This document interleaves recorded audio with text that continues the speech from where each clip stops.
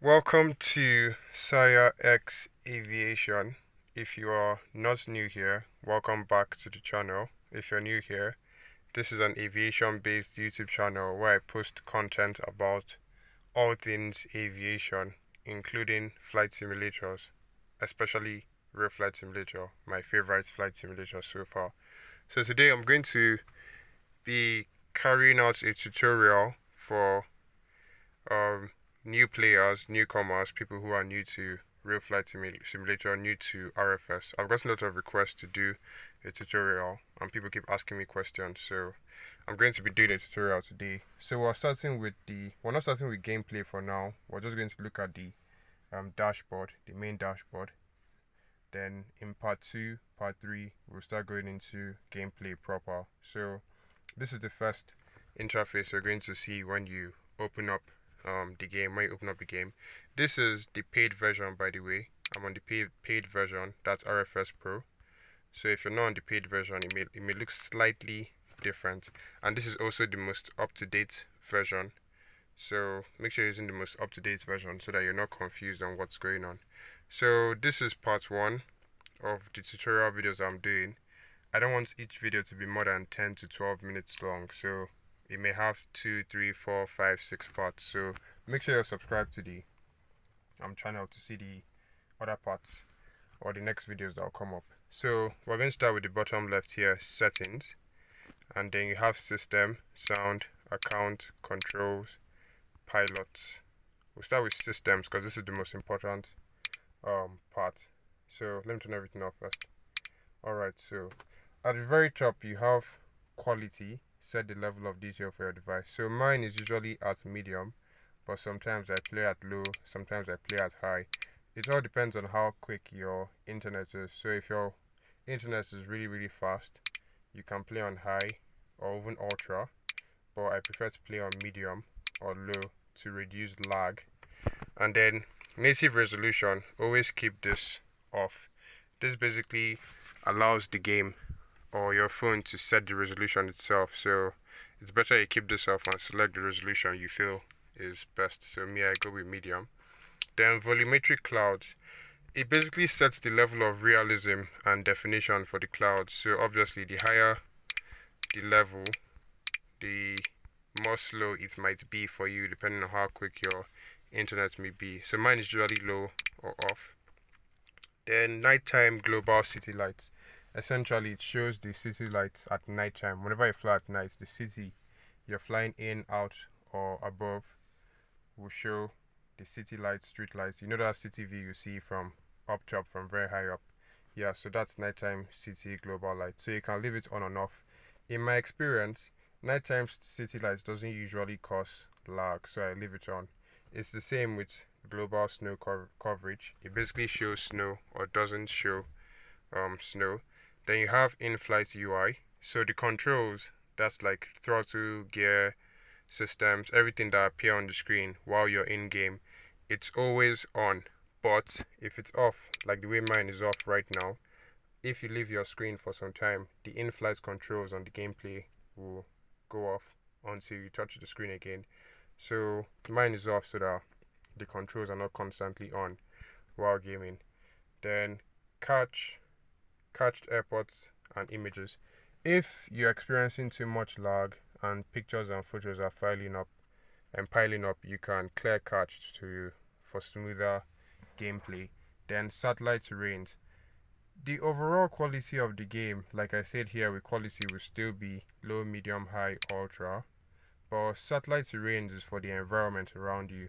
So if satellite terrains is off, you can't have global snow coverage and you can't have nighttime global city lights. But if it's on, you can have global snow coverage and you can set the level or the resolution for nighttime global city lights. So real-time air traffic. So if you're playing off multiplayer, this setting will make sure that there are planes there and real ATC.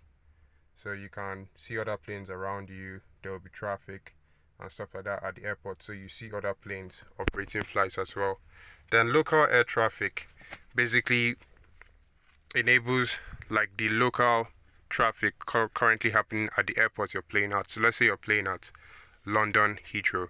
Local air traffic will basically bring or make the setting of local traffic at London Heathrow the same as London Heathrow in-game, like the London Heathrow you're playing at in the game, which is really cool. So satellite terrains, real-time air traffic, local air traffic is usually on in mine. Then there is language, obviously. Set whatever language you prefer. Mine is English. So yeah, that's all for systems. And then if you go to sound basically, master sound is the general volume of the game. Everything is at 100 though. I don't see the need to bring anything down. But then sound, general sound of the game. Aircraft, the volume of sound effects like flaps, engines, spoilers, stuff like that. Then alarms, the volume of alarms, maybe stall, engine failures, stuff like that. Airport vehicles and services, it could be fire trucks, pushback vehicles, auxiliary power unit vehicles, whatever it may be. Then the weather, the sound of rainfall, thunderstorms, stuff like that. Then this EGPWS warning is the sound of the voice that tells you, like that automated voice that tells you V1, positive rate, those voices, yeah, that's the volume of the sound. Then ATC comms from other pilots and videos, crew comms, these are just basic volume settings. Then control, so there are two autopilot settings, simplified nav and advanced nav. So for simplified nav, once you turn on nav, autopilot takes over. But for advanced, there is lateral navigation, that's LNav, and vertical navigation, that's VNav. So when you turn on lateral navigation, the autopilot takes control over, the plane's left, right, turning left and right, while vertical navigation takes over altitude, how high or low the plane flies. So if you turn on both lateral control and vertical control goes over to the plane. But if you want to handle vertical or you want to handle lateral, you can turn it off. Then there is sensitivity. It can be low for you, medium or high. Mine is at high. Oh, this one is good. The input control type. There's the virtual joystick. The accelerometer for me is the most convenient one, because you just control with your phone. But then there's the virtual joystick, and then there's the external controller. Obviously, the external controller is like the least favorite. Then the virtual joystick is for those that prefer to play on screen. Maybe you don't want to tilt your phone up and down, sideways. You can use the virtual joystick that will appear on screen. But I prefer the accelerometer. Then there's pilots. So for pilots, you can choose, that's for your pilots, co-pilots, you can choose male or female. I change this from time to time, male, female, and then choose whatever female person you want it to be or male person you want it to be. I hardly customize pilots, but you can if you want to. I don't want to.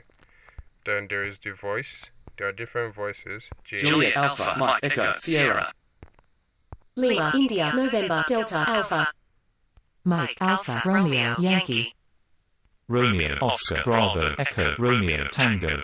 I don't know why, but Lima India November Delta Alpha. Linda is my favorite voice. So that's it for settings. Then you have your logbook here, real date, activity date, aircraft, from, to, duration. So this is basically all the flights you've taken since you started playing the game, both on and off multiplayer. And then at the bottom right here, you can see total time and activity time. So my total flight time is, total time and ATC time. So my total time is 900 hours. 953 hours, and then my ATC time, that's air traffic control time, is 0 hours. So you can play as a pilot or as ATC, but I've never played as ATC, so that's why it's 0. And then this is basically the manual for beginners. Don't come here, my video is much better than this. This is boring, nobody likes reading, so watch my video on how to play. Ignore this manual. And then this is the news feed, where RFS will update you on any multiplayer events or updates, new HD airports, new updates, new events that are going on in multiplayer. Then the one next to the info logo just takes you to Play Store where you see other games that were developed by Rotros. If you don't know Rotros, they are the developers that made this game, RFS. So there are lots of other Rotros flight sims out there. But RFS seems to be like the star of the show and the best one yet. But Extreme Landings is really close, so you can check out Extreme Landings on Play Store. So yeah, that's it for the bottom left. So in the next video, we're going to go through the Fly Now, real-time flights, advanced planner, flight planner, multiplayer, and then if there's time, we can go into gameplay or push it to the third vid. Thanks for watching.